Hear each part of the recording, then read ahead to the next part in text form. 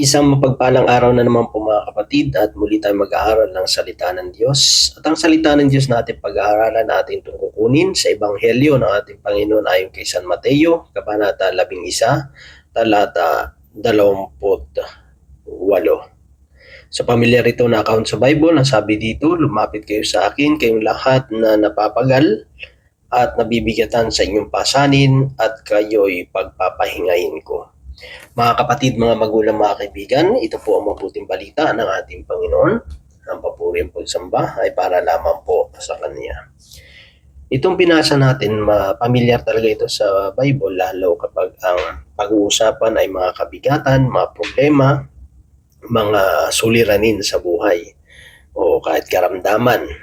Kapag mga time na hirap na tayo, na hindi natin kayang pasanin at pagod na tayo sa mga pinapasan natin sa mga araw-araw ng ating mga buhay, ay itong mga verses na ito yung napapaalala sa atin na tayo ay lumapit sa Panginoon.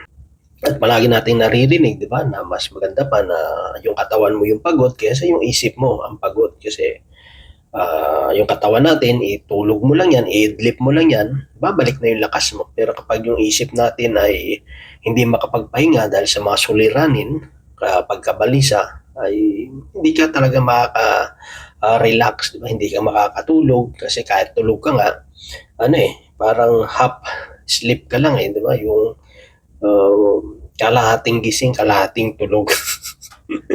Di ba? Mahirap talaga yun, mga kapatid, no? At isa dito sa nakita ko rin na kahalagahan nasa invitation ng Panginoon na lumapit kayo sa akin, kayong lahat na napapagal. Dito yung imbitasyon na lumapit kayo sa akin, kayong lahat na napapagal. Ito ay hindi lamang imbitasyon, kundi ito ay pag-amin.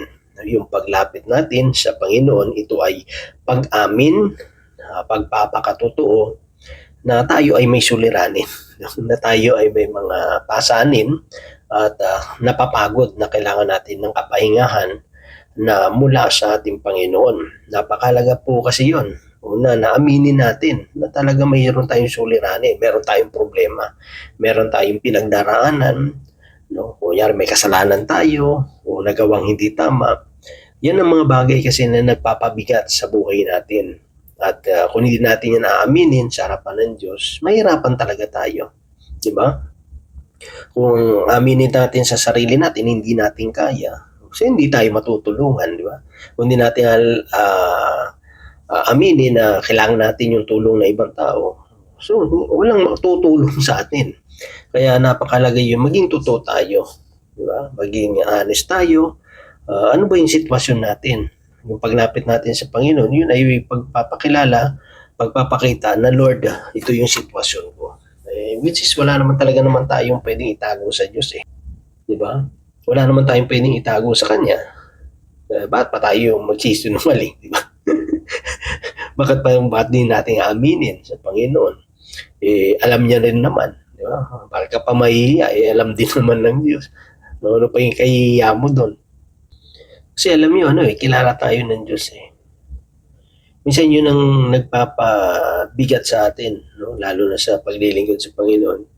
Yung ayaw nating aminin, no? Na tayo ay mahina, tayo ay may kakulangan, tayo ay may pinagdaraanan din. No? Kasi siyempre, dahil sa tagal na natin sa paglilingkod, parang yung iba nahihiya, ano sasabihin nila, ikaw nangangaral ka pa ng salita ng Diyos, matagal ka na, workers ka na, no? Tapos may lupaypay ka, no? May problema ka, ganito, na hindi mo pala kaya, no? Tagal-tagal mo na, wala ka pa rin bang natututunan? Hindi mo pa rin ba kayang harapin yung problema mo? Minsan, mga ganyan Minsan takot tayo na makarinig ng ganyan mga sinasabi ng mga tao. Kung hindi mo naman talaga kaya, wala naman masama doon.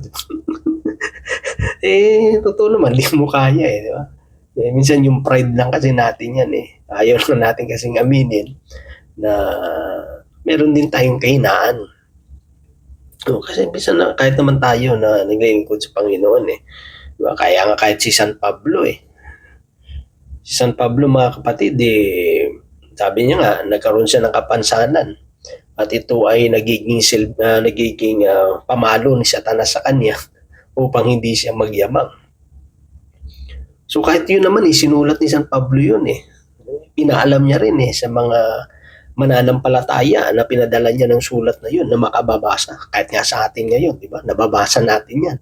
Hindi niya ikinahiya ni San Pablo na kahit na masasabi natin, isa na siya sa mga huwaran isa sa mga mahuhusay, isa sa matapat na lingkod ni Jesus, ng ating Panginoong Jesus. Di ba? Na ipinagtatanggol yung pananampalataya. Dumanas din ng mga grabe mga persecution. Pero ipinagtanggol, ipinaglaban yung salita ng Panginoon, yung kanyang pananampalataya. Sinabi niya na pa nga yun gawin niyo akong example, gawin niyo akong ehemplo, katulad ng pagsunod ko kay Kristo, katulad ng paggaya ko kay Kristo, gayahin niyo ako, gaya ng paggaya ko kay Kristo. Diba? Tapos malalaman mo, may kahinaan, nagiging pamalo pa ni Satanas upang wag siyang magyabang. Kasi pinapakita doon na kahit siya ay lingkod ng Diyos, tao pa rin siya. Meron pa rin siyang kahinaan. Kasi pag ang tingin na natin sa sarili natin, para na tayo mga superhero. Parang hindi ka na tao. Parang supernatural ka na. Doon na mag-umpisa yung yabang doon tayo magyayabang. Na minsan yun talaga yung nagpapabigat sa buhay natin paglilingkod, yung kayabangan Diba? Talaga pag sa paglilingkod, masyado ka mayabang, bibigat buhay mo. Kasi bakit? Maraming maiinis sa'yo. Maraming mabubwisit. Diba? Marami talagang makakahanap ka ng mga kaaway, diba? Imbes makahanap ka ng mga kaibigan sa pananampalataya, kaaway ang mahahanap mo. Diba? Kasi maraming mayayabangan, maraming mayayamot, marami yung maiinis na yun, lalayuan ka ng tao. Kahit ano pang ganda idaldal mo dyan sa harapan, hindi na makikinig yan. Kasi bakit? Kasi nayayabangan Diba? Kasi sa Pablo, inamin niya sa sulat niya, hindi niya ikinahiya yun. Kasi minsan, nakala kasi naman tao, pag naglingkod sa Panginoon, minsan tingin nila sa'yo parang hindi ka tao kaya nga, meron nga, umihi yung isang preacher umihi, nakita ng bata umihi. Sabi ng bata, parang nagtakpa yung bata umiihi si brother, no? Ay, pa siya nay, nakita ko si brother umiihi. Umiihi, parang nagtaka pa no? Parang nagtaka pa na, ay, preacher umiihi. Siyempre tao tao ka pa rin naman kasi, di ba? Yung minsan talaga yung isa sa mga bagay na nagpapahirap, nagpapabigat ng buhay natin. Yun masyado tayong nagpre-pretend. Diba? Nagbabalat tayo na wala naman tayong pwedeng itago sa Diyos Yung minsan naman, mahirap yun pag harap mo sa ibang tao, iba yung mukha mo, iba yung identity mo. Diba? Hirap na ngayon, di ba? Nagdodoble cara, di ba? Kunyari, sa taong ito, sa kaliwang taong ito, iba yung mukhang pinapakita mo. Tapos dito naman sa kanan, ibang mukha rin. No? Paano ngayon yan? Kung nagsabay sila na nakaharap mo, hindi mo na alam kung anong gagawin mo. Kasi bakit? Kasi iba yung pakikitungo mo sa kaliwa, iba rin pakikitungo mo sa kanan. Di ba? Siyempre, kung sa paglilingkod, palagi talaga magkikita niyan. Gusto mo hindi, magkikita at magkikita kayo. Paano kung nagkasabay yan? No? Ano yung mukhang hinaharap mo? Yung kaliwa ba o kanan? Hindi ka ngayon makaharap. Kasi puno ng potential. Di ba? Yun ang mahirap kasi mga kapatid na parang alam natin ang lahat dahil sa tagal natin. Alam mo sa tagal ko na paglilingkod, yung numbers lang yan Yung sabihin mo, tagal na ako, 20 years, 30 years, 40 years na ako. Dito na ako tumanda sa paglilingkod. Number lang yan di ba? Hindi yan yung basihan parang sa trabaho. Huwag mo seniority, di ba? Mga ganun Mas matagal ako dito. Huwag mo tuturuan. Matagal na ako, bago ka lang. Mga ganyan na eh. Nagkakaroon ng mga title. Hindi ganun mga kapatid eh. Mas maganda pa nga yung wala kang title, yung susunod ka na lang. Wala ka pang problema, no? Yung ano mo na, yung magiging problema mo na, yung inuutos sa'yo eh. Ang isipin mo na lang yung matapos mo, yung pinag-uutos sa'yo. Diba? Tulad nito, sa trabaho ko, wala akong posisyon dito. Ordinaryo lang din ako na housekeeper dito sa second job ko. Kung ano yung binigay sa akin yun lang iisipin ko, di ba? Ngayon, tapos na. Kaya ngayon, nakaka-record tayo. Kasi wala na rin naman akong gagawin eh, di ba? So after mo magawa yung trabaho mo, wala ka nang iniisip, di ba? No? Pero yung nag-utos sa akin, may isipin pa siya bukas. Anong isipin niya? Kung nagawa ko, yung pinagagawa niya, siyempre, kailangan i-check, di ba? No? Kasi nag-iisip pa rin yan eh. Ano kaya, mga schedule na binigay ko sa mga tauhan ko, nagawa kaya nila, di ba? At nasa bahay pa yan, lalo kung yung pinagawa niya sa tao niya, kailangan niya bukas. No? Na-prepare kaya, naayos kaya, nalinis kaya, di ba? O kahit nasa bahay pa yan, nag-iisip pa yan. Di ba? Ikaw, tapos ng mo, hi. Ganun na eh. No? Kaya minsan maganda rin walang posisyon. Di ba? Pero siyempre, minsan, pag medyo ang tao ay tatamad-tamad, minsan maganda rin bigyan ng posisyon. Para magsipag-sipag. Kasi minsan nag-iiba rin yung mentalidad ng tao pag may posisyon. Medyo nagsisipag din eh. Kasi ayaw niya man o siya hindi, kailangan niyang gawin eh. Di ba? Kasi may posisyon ka eh. Di ba? Ayaw mo man eh, kaso wala eh, may posisyon ka, kailangan yung presensya mo. Hindi ka pwedeng tatamad-tamad kasi may ano na lang sasabihin ng tao sa iyo, no? May posisyon ka, tatamad-tamad ka, di ba? Kaya mahirap talaga mga kapatid. Yung isa yun sa nagpapabigat.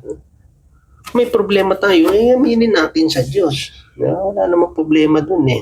At ako, pag nananalangin ako sa Panginoon personal alam ko sa sarili ko na may kahinaan ako, di ba? May mga bagay din akong lapses, may mga flaws din ako, di ba?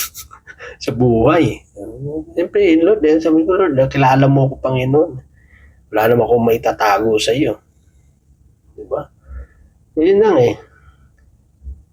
Mahirap kasi, no? Kahit ako rin, pag may mga alam ko may mas mataas sa akin, tahimik lang ako. Hindi ka pwede kasi yung alam mo may mas mataas sa'yo, tapos magdadal ka niyan. No? May mga tao kasi minsan gusto magpakitang gilas. No? At sa trabaho, may ganyan eh. Nakita nyo yung mga posto, no? Papakitang gilas eh. Ano yung pinagsasabi, minsan hindi na pinag-iisipan. Diba? Kaya napapahamak eh. Siyempre, yung mga taong ganyan, matatagal na yan, alam nila kung sino lang yung sumisip-sip, di ba? Alam nila kung nagmamagaling lang o nagmamamarunong lang. Di ba? Kaya kailangan tayo. Sabi nga, yung taong tahimik mukhang matalino eh.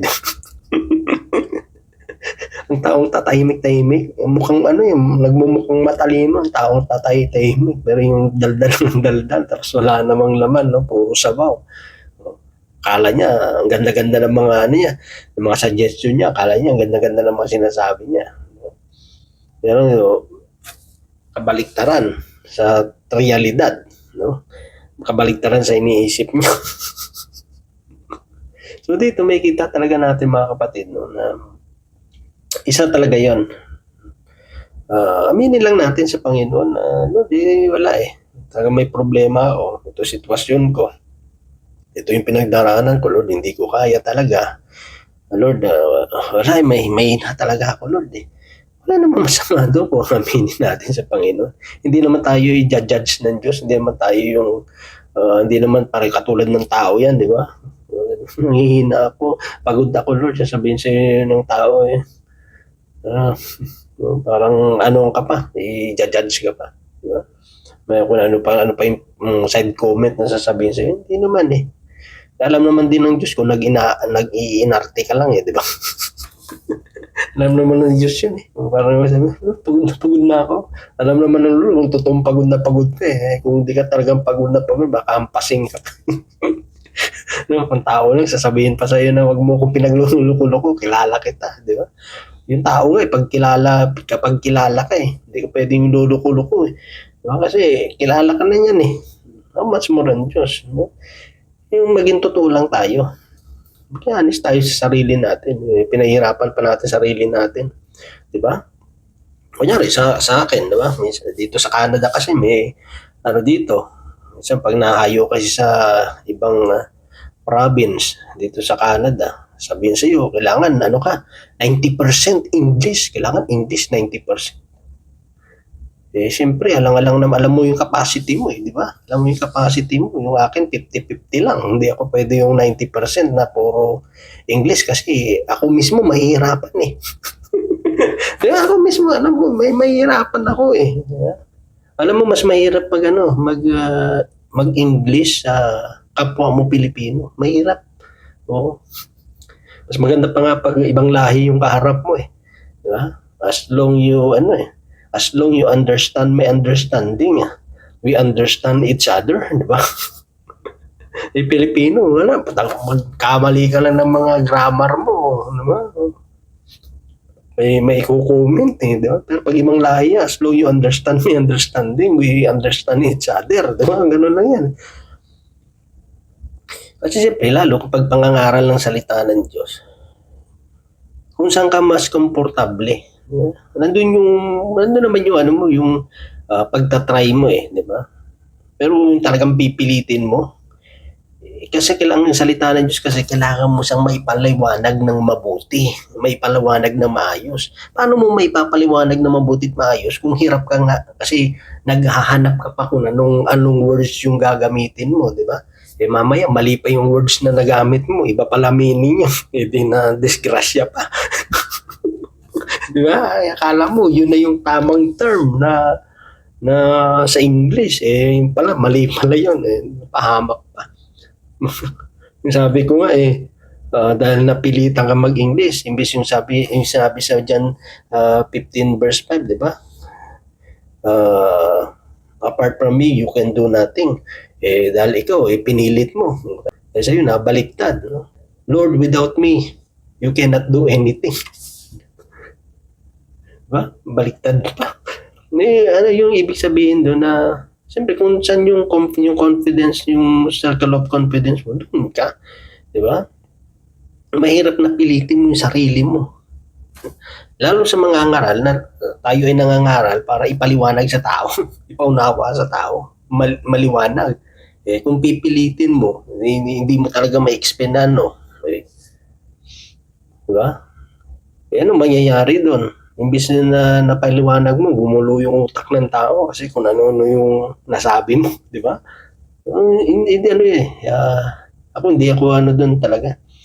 Nandun naman yung yung pagtatry eh, di ba? Pagtatry.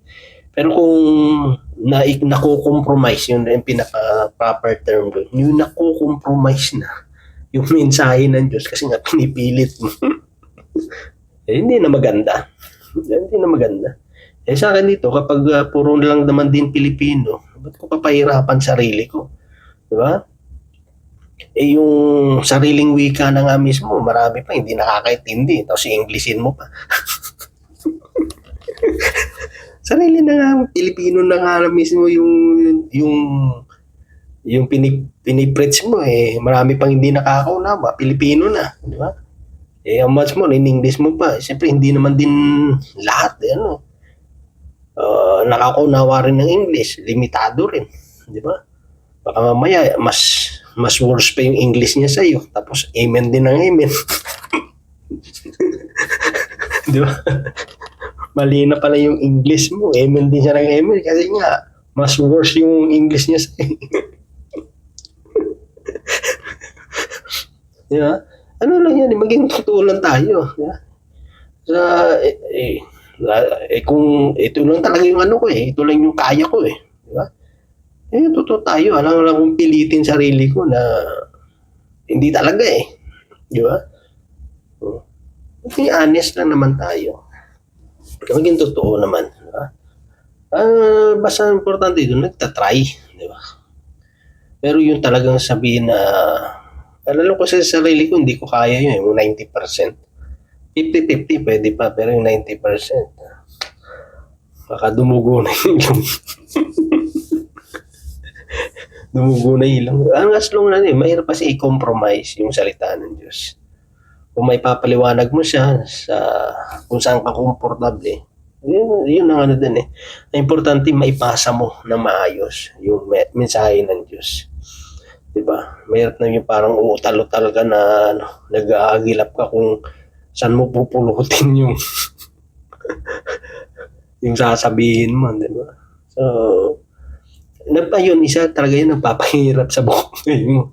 No? Mahirap yun eh. Tapos, after mo mag-talk, hindi ka masaya, hindi ka satisfy. Kasi alam mo sa sarili mo, hindi mo na naibigay yung the best mo eh. Di ba? Eh kung ikaw nga mismo hindi nasiyahan, how much more yung Diyos, di ba?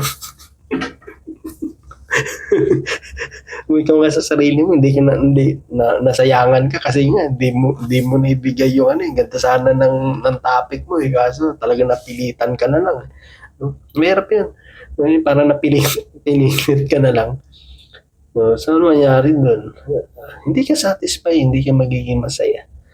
Eh kung ikaw mismo na nag-talk hindi masaya, how much more you? Diba? Ang Diyos na nagpadala sa inyo para tumayo, diba? Ano na talaga mga kapatid is, maging honest tayo, maging totoo tayo sa sarili natin. Walang masama doon, hindi po nakakababa ng dignidad yun, ng pagkatao. No? Sa amin bilang naglilingkod sa Panginoon. Pag alam ko kunyari, pag alam ko puro puti, ano kayo doon ng yung talagang mas mahusay sa English, di ba? At least, pero pag puro Pilipino yan, o kaya lang natin mga 10% mga puti, ano lang naman yan eh.